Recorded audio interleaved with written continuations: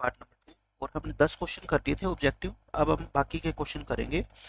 देखो इसमें 11th question क्या कहता है, choose the correct option a quadratic equation having sum of roots 5 and product 6। यानी एक ऐसी क्वाड्रेटिक इक्वेशन आपको बतानी है जिसके रूट्स का सम कितना हो, आपका 5 हो और प्रोडक्ट कितनी हो, 6 हो। वैसे तो अपने को पता है फॉर्मूला क्या होता है, x square minus sum of roots into x plus product, ये फॉर्मूला होता है। तो एक्स स्क्वायर माइनस सम कितना है 5 इंटू एक्स प्लस प्रोडक्ट कितनी है 6। तो ये क्वाड्रेटिक इक्वेशन होगी x square minus 5x plus 6। तो देख लो ऑप्शन नंबर ए क्या हो जाएगा, आपका करेक्ट हो जाएगा।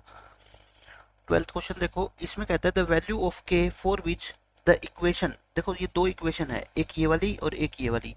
ये इनफाइनाइट मैनी सॉल्यूशन हो जाए इसके, वैसे ही आपको के की वैल्यू बतानी है। ठीक है, सिर्फ आपको सोल्व नहीं करना, एग्जाम के अंदर बतानी है, लेकिन अपने को सोल्व करके देखना पड़ेगा रफ के अंदर। इनफाइनाइट सॉल्यूशन के लिए मैंने आपको तरीका बता रखा है, क्या होता है कि a1 अपॉन a2 इक्वल होता है b1 अपॉन b2 इक्वल होता है c1 अपॉन c2, यानी तीनों रेशियो क्या होता है, इक्वल। तो देखो a क्या होता है यहाँ पे, x का कोफिशिएंट, ये कितना है आपका k फर्स्ट इक्वेशन में, और सेकंड इक्वेशन में x का कोफिशिएंट कितना है 12, ये आ गया। यहाँ पे y का कोफिशिएंट कितना है 3 और यहाँ पे y का कोफिशिएंट कितना है आपका k। इधर आपका कांस्टेंट टर्म कितनी है 3 माइनस के, और यहाँ से आपकी कांस्टेंट टर्म कितनी है माइनस के। तो ये तीनों क्या होने चाहिए, आपके रेशियो इक्वल होने चाहिए। तो हम पहले दोनों को इक्वेट करते, देखो इन दोनों से के स्क्वायर कितना आ गया आपका 36, के स्क्वायर 36 आ गया। तो के की वैल्यू अपने को पता है, एक प्लस की 6 आती है और एक क्या आती है माइनस की 6, लेकिन आंसर इस क्वेश्चन का एक ही होगा। तो वो कैसे पता लगेगा, अब हम इन दोनों रेशियो को इक्वेट करेंगे लास्ट के दो। देखो 3/k इक्वल टू 3 माइनस के अपॉन माइनस के, ये के से के क्या है काट दिया करो, ठीक है, 1 बच जाएगा यहाँ पे, यानी -1। क्रॉस मल्टीप्लाई करो, 3 इंटू -1 कितना होता है -3। अब आप क्या करो, ये माइनस के इधर ही पड़ा रहेगा, ये -3 हो जाएगा उधर आके, यानी कि k की वैल्यू कितनी आ गई 6। अब आप क्या करते हैं, इधर से k की वैल्यू 6 आई, इधर से 2 वैल्यू आई, दोनों में जो कॉमन वैल्यू होती है ना, इन दोनों में जो कॉमन वैल्यू है, कॉमन का मतलब जो दोनों जगह मौजूद हो, आपकी कॉमन वैल्यू क्या है बताओ, k इज इक्वल टू 6 है। 6 यहाँ पे भी है, यहाँ पे भी है, तो आपका आंसर क्या आएगा, k is equal to 6। Next question देखो, fill in the blanks 11th term of the AP. इस एपी की 11th टर्म, आप बस सीधा ये बता दो कि 11th टर्म का आपका फॉर्मूला क्या होता है, a प्लस 10d होता है, a प्लस 10d। इसमें a और d की वैल्यू पुट कर दो आप। a फर्स्ट टर्म कितनी है 13, 10 इंटू डी, डी कितना है देखो, आप ना ऐसे सोचा करो 13 से ये कितनी बड़ी है, 2.5 बड़ी है ना, और 2.5 का मतलब क्या होता है बताओ, 5/2 होता है। 5/2 कॉमन डिफरेंस कितना है 5/2, तो यानी कि 13 प्लस में 25, 13 और 25 को ऐड करोगे 38। तो इस एपी की 11th टर्म आपकी कितनी आएगी, 38 आएगी। इसमें कहता है find the first term of the AP, आपको फर्स्ट टर्म निकालनी है जिसकी 11th टर्म दे रखी है और 16 टर्म दे रखी है। 11th टर्म का मतलब क्या होता है, T11 38, और T11 का फॉर्मूला होता है आपको a प्लस में 10d, और उसके बाद आपका 16th टर्म यानी कि a प्लस में 15d, ये आ गया। आप यहाँ से क्या निकाल सकते हो, d निकाल सकते हो, माइनस कर दो, माइनस के 5d इक्वल टू माइनस के 35, d कितना आ गया आपका 7 आ गया। अगर d 7 आ गया तो आप मेरे को बताओ a की वैल्यू यहाँ से निकल जाएगी, इसमें पुट कर दो, a प्लस में 10 इंटू डी, डी कितना है 7, तो ये 70 उधर आके क्या होएगा माइनस, 38 में से 70 माइनस करोगे माइनस के 32, a की वैल्यू कितनी आ गई आपकी -32, क्योंकि फर्स्ट टर्म निकालनी है और फर्स्ट टर्म आपकी क्या होती है, a ही होती है। 15 क्वेश्चन देखो, what will be the first term and common difference of the AP. आपको एपी गिवन है, फर्स्ट टर्म निकालनी है, बताओ फर्स्ट टर्म दिख ही रही है, पहली टर्म कितनी है इस एपी की 0.6, कॉमन डिफरेंस यानी कि डी, डी कैसे निकालते हैं हम, सेकंड टर्म में से फर्स्ट टर्म माइनस कर दो, यानी कि 1.7 में से 0.6 माइनस करो। आपको अगर पॉइंट में डर लगता है तो आप 17 में से 6 माइनस कर लो, 11 आ गया, और एक के बाद पॉइंट लगा दो, ठीक है, तो 1.1, कॉमन डिफरेंस कितना आ जाएगा अपना 1.1 आ जाएगा। 16th क्वेश्चन में आपको इस सीरीज का सम निकालना है, सम निकालना है तो देखो क्या होता है फॉर्मूला, एस एन का फॉर्मूला होता है n/2 इंटू ए प्लस एल, क्योंकि यहाँ पे अपने को लास्ट टर्म भी गिवन है और फर्स्ट टर्म भी गिवन है। आप मेरे को बताओ बस, अपने को ये नहीं पता कि इस एपी के अंदर टर्म कितनी है ना, अगर टर्म पता लग जाए तो n की वैल्यू हम पुट कर ही देंगे, और नंबर ऑफ टर्म के लिए हम क्या मानते हैं, फिर इसको हम tn मानते हैं, इसको आप tn मान लो। tn कितनी है आपकी माइनस के 230, tn का फॉर्मूला होता है a plus n minus 1 into D, यहाँ पे a की वैल्यू कितनी है -5, n minus one D, D कितना बताओ। देखो इसमें से ये माइनस करते हैं, या फिर आप सीधा देखो, पहले ये देखा करो ये एपी में कॉमन डिफरेंस प्लस का है कि माइनस का। ये घट रही है टर्म या बढ़ रही है, ये घट रही है ना। -5 से छोटा होता है -8, कितनी कितनी कम हो रही है, 3 3 कम हो रही है, यानी कि कॉमन डिफरेंस आपका कितना है, -3 है। अब आप क्या किया करो, इस -5 को उधर लेके जाओ, -5 को उधर लेके जाओगे तो +5 होएगा, यानी कि माइनस का 225, माइनस से माइनस काट दो और 3 को नीचे ले जाओ।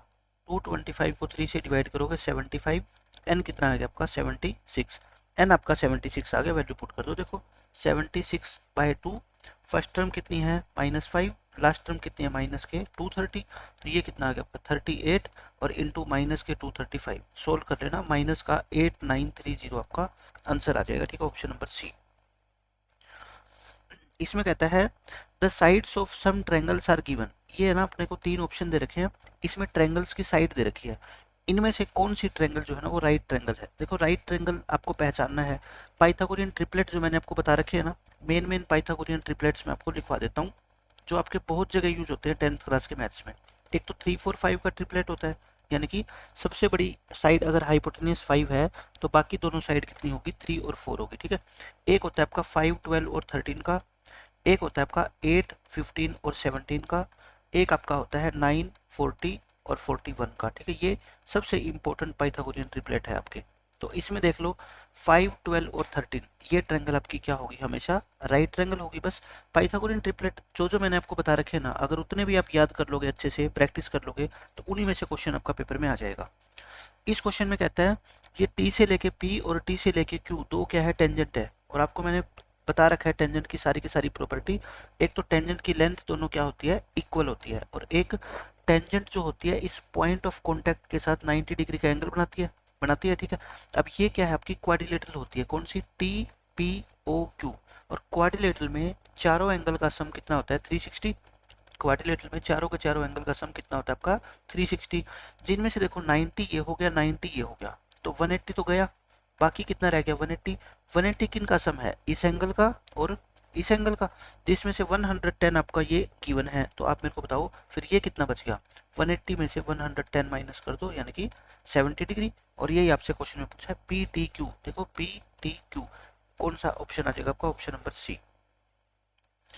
अब देखो आपका 21वां question, a circle can have dash parallel tangents at the most. Circle की ज्यादा से ज्यादा कितनी पैरेलल टेंजेंट्स हो सकती है, तो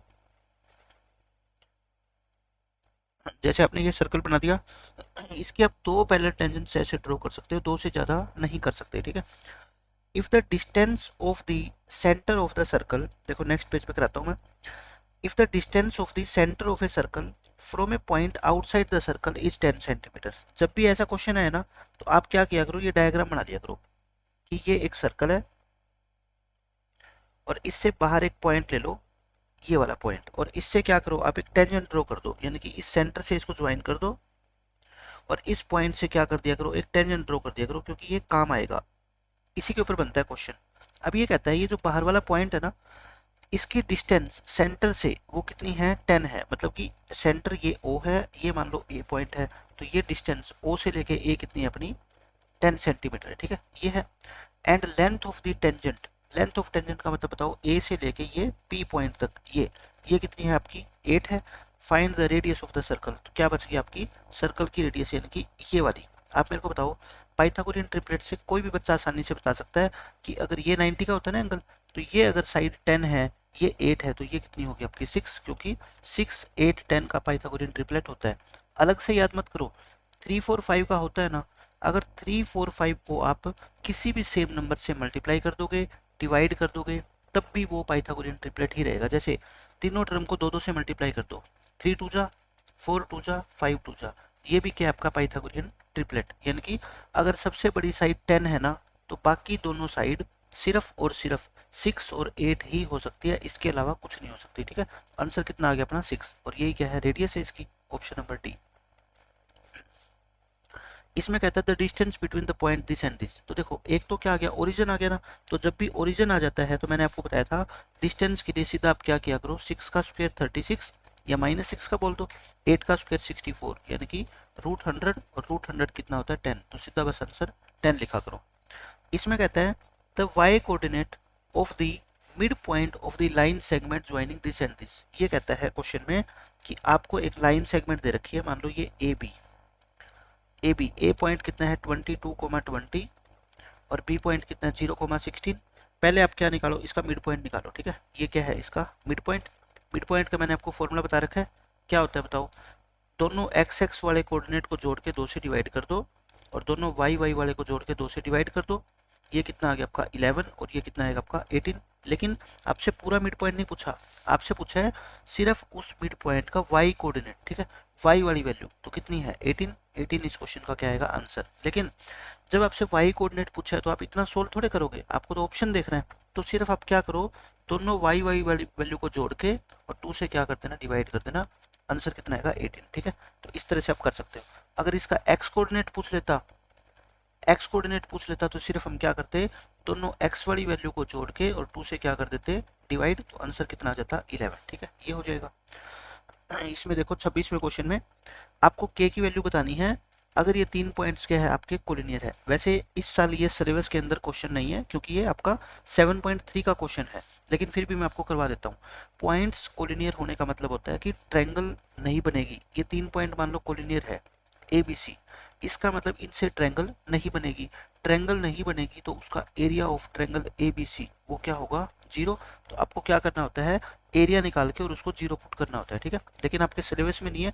एरिया निकालते कैसे है, बाहर 1/2 लिखो, इन 3 पॉइंट में से मान लो 2 3 पहले लिखो, फिर 4k लिखो, फिर 6 - 3 लिखो और पहले वाले पॉइंट को रिपीट कर दो, ठीक है। और ये किसके इक्वल आ जाएगा आपका 0। ये फॉर्मूला होता है, अगर आपने पढ़ा हो कभी तो 1/2 तो उधर आके 0 हो जाएगा। इसकी ऐसे मल्टीप्लाई करते हैं, 2 के 4 की -3 से करोगे -12 और 6 की 3 से करोगे 18। ये तीनों ऐड करते हैं, फिर बीच में माइनस का साइन। अब इनको 4 3 जा 12, 6 इंटू के 6 के और ये कितना आएगा माइनस का 6 और इक्वल टू क्या आ गया 0। बस अब ब्रैकेट खोल दो, ये कितना आ गया 2k प्लस के 6 और माइनस ये कितना आएगा आपका 6k प्लस में 6 इक्वल टू 0। तो 2k plus 6 minus 6k minus 6, 6 से 6 कटेगा, -4k इक्वल टू 0। तो यानी कि k कितना आएगा आपका 0। तो k की वैल्यू कितनी आएगी इस क्वेश्चन में 0 आएगी, ठीक है। 27वां क्वेश्चन देखो, find A point on x axis. X axis के ऊपर एक ऐसा पॉइंट बताओ जो इक्वी डिस्टेंट हो इन दोनों पॉइंट से। तो देखो एक्स एक्सिस के ऊपर कोई भी पॉइंट आप मान लो, कौन सा, एक्स एक्सिस के ऊपर x, 0 क्योंकि y की वैल्यू क्या होती है 0। ये पॉइंट जो है ना वो इन दो पॉइंट से 5,4 और -2,3 से क्या है इक्वी डिस्टेंट है। मतलब कि आपको क्वेश्चन के अकॉर्डिंग क्या गिवन है बताओ, P A equal to P B given है, या फिर मैं कह सकता हूँ कि P A square equal to P B square है, ठीक है, स्क्वेयर लगा दिया करो। अब बताओ मेरे को, x में से 5 माइनस करोगे और इसका होल स्क्वेयर प्लस 0 - 4 का whole square equal to x plus 2 हो जाएगा ना, क्योंकि माइनस माइनस प्लस हो जाता है, और 0 - 3 का होल स्क्वेयर। सोल्व कर लो, A square plus B square minus के 2ab और 4 का स्क्वेयर कितना होता है 16। ये A square plus B square plus 2ab और इसका स्क्वेयर कितना होता है 9। अब आप इसको क्या कर लो, सोल्व कर लो। एक्स स्क्वेयर कट गया, ये कितना आ गया बताओ, माइनस के 10x और प्लस के 41 और इधर कितना है 4x प्लस में 13। एक्स वाले को क्या कर लो, एक तरफ कर लो, माइनस के 10x और ये प्लस 4 इधर आके माइनस हो जाएगा और ये प्लस इधर आके क्या हो जाएगा माइनस। तो माइनस के 14x इक्वल टू कितना आ गया बताओ, माइनस के 28। माइनस से माइनस कट गया, 14 को नीचे लेके जाओगे तो x कितना आएगा आपका 2। तो पॉइंट कितना आ गया बताओ, ये पॉइंट आपका 2,0 आ गया। तो ऑप्शन कौन सा है आपका 2,0। लेकिन अब मैं आपको बताता हूँ कि अगर एग्जाम में ये क्वेश्चन आ जाएगा तो आपको क्या करना है, आपको एक्स एक्सिस के ऊपर कोई पॉइंट निकालना है। एक्स एक्सिस के ऊपर जो पॉइंट होता है वो x,0 की फॉर्म में होता है, मतलब कि y की वैल्यू क्या होगी 0 और x कोऑर्डिनेट क्या होगा उसका नॉन जीरो। आप देख लो चारों में से सिर्फ एक ही ऑप्शन ऐसा है जिसके अंदर y कोऑर्डिनेट क्या है आपका 0 है, बाकी कहीं नहीं है ना। देखो इसमें भी नहीं है, इसमें भी नहीं है, इसमें भी नहीं है, तो आप डायरेक्ट इस आंसर को टिक कर दो, ठीक है। पेपर में कुछ सोल्व करना ही नहीं आपको, क्योंकि आपको पता लग रहा है एक्स एक्सिस के ऊपर ये पॉइंट होते ही नहीं है, क्योंकि एक्स एक्सिस के ऊपर y की वैल्यू क्या होती है हमेशा 0। यहाँ पे ना इसमें 0, ना इसमें 0, ना इसमें 0, सिर्फ इसमें 0 है। एक ही ऑप्शन आपका करेक्ट हो सकता है। फिर इसमें देखो आपको tan a की वैल्यू दे रखी है और cos a की वैल्यू निकालनी है, तो बहुत आसान होता है ये। तो ट्रायंगल बनाओ फटाफट से। tan क्या होता है बताओ, परपेंडिकुलर अपॉन में बेस होता है 5 12, तो ये कितनी होगी 13 को से कितना होता है बताओ, बेस अपॉन हाइपोटेन्यूज, यानी कि 12 और 12 अपॉन में 13। ये इस क्वेश्चन का क्या है, आंसर आ जाएगा। इसमें आपको इसकी वैल्यू टिक करनी है। देखो क्वेश्चन नंबर 29 में क्या कहता है, क्वेश्चन नंबर 29, 2 टेंजेंट 60, टेन 60 कितना होता है बताओ, √3 होता है। 1 प्लस टेन 60 का स्क्वायर यानी कि √3 का स्क्वायर कर दे, 2√3 अपॉन 1 प्लस √3 का स्क्वायर कितना होता है, 3 होता है। ये कितना हो गया आपका, 4 हो गया, नीचे 2 आ जाएगा, √3/2। अब देखो ऑप्शन चेक करो कि किसका आंसर √3/2 होता है। साइन 60 कितना होता है, √3/2 होता है। साइन टेन 30 कितना होता है, 1/√3 होता है। कोस 60 कितना होता है आपका, कोस 60 होता है आपका 1/2, और साइन 30 कितना होता है 1/2। तो देख लो √3/2 किसका आंसर सही है, साइन 60 का, ऑप्शन नंबर ए आ जाएगा। क्वेश्चन नंबर 30 आपके सिलेबस में नहीं है, लेकिन फिर भी मैं करवा रहा हूँ आपको। आपके सिलेबस में इस बार से ये क्वेश्चन नहीं है। इसका आंसर क्या आएगा, देखो आपको वैल्यू निकालनी है। कोस थीटा, कोस 90 माइनस थीटा होता है sine theta, minus sine theta, और साइन 90 माइनस थीटा क्या होता है, कोस थीटा। तो कोस sign minus sine cos cut के क्या आएगा आंसर आपका, 0 आएगा। ठीक है, 0 आंसर आ गया। देखो 31st question, the circumference of a circle with radius 7। Circumference का फॉर्मूला क्या होता है बताओ, 2πr होता है। 2 इंटू पाई, और रेडियस कितनी है 7, 7 से 7 कट गया, ये कितना आ गया आपका 44 सेंटीमीटर। 44 सेंटीमीटर, ध्यान रखना है 44 सेंटीमीटर स्क्वायर भी ऑप्शन में दे रखा है। सर्कमफेरेंस हमेशा किस में आती है, सेंटीमीटर या फिर मीटर में, यानी कि स्क्वायर नहीं लगता। स्क्वायर किसके साथ लगता है, हमेशा एरिया के साथ लगता है। ठीक है, ध्यान रखना है इस बात का। ये देखो इसमें क्या कहता है, ये ए भी एक कॉर्ड है और ये सेंटर है, तो ये जो शेडेड पोर्शन है ना, कहता है ये क्या दिखा रहा है बताओ, ये सेगमेंट होता है ना, और सेगमेंट भी कौन सा, ये माइनर सेगमेंट। ठीक है, ये कौन सा है, माइनर सेगमेंट। तो माइनर सेगमेंट इस क्वेश्चन का आंसर आ जाएगा। 33वां क्वेश्चन देखो, इस क्वेश्चन में आपको क्या कहा गया है, the volume of a cylinder, radius दे रखी है, हाइट दे रखी है। रेडियस हाइट दोनों चीज गिवन है। वॉल्यूम का फॉर्मूला क्या होता है, πr²h, यानी कि πr² यानी कि 2 × 2 और इंटू एच कितना 7, 7 से 7 कट गया, 22 इंटू में 4, ये कितना होता है आपका 88 सेंटीमीटर क्यूब। आपका आंसर आ जाएगा, बस खत्म क्वेश्चन। 34th में देख लो, क्वेश्चन नंबर 34, और ये था आपका 33। The volume of A cube side L, आप बताओ मेरे को वॉल्यूम ऑफ क्यूब कितनी होती है, साइड को 3 बार मल्टीप्लाई करते हैं, यानी L into L into L, तो कितना आएगा आपका L³ आ जाएगा। खत्म क्वेश्चन। अब देख लो क्वेश्चन नंबर 35, ये रहने दो इसके अंदर, क्योंकि ये आपका जो है हरियाणा बोर्ड में नहीं पूछा जाता। कोई भी आपका एनसीईआरटी का क्वेश्चन पूछा जाएगा हरियाणा बोर्ड के अंदर, ये एनसीईआरटी में नहीं है। Probability of A sure event, sure event की प्रोबेबिलिटी हमेशा कितनी होती है, 1 होती है, आसान सा क्वेश्चन है।